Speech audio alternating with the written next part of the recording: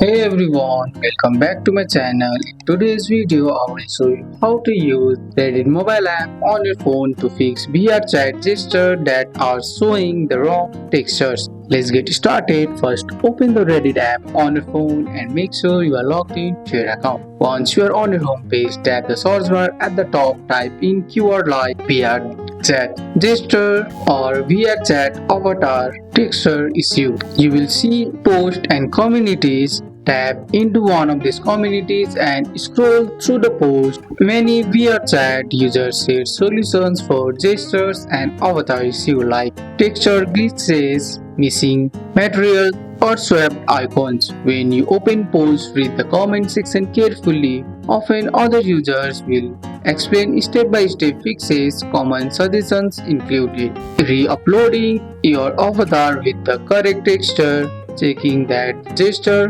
prefab in Unity has the right material assigned. If you find a helpful post, tap the three dots and select save so you can come back to it later while you fix your avatar.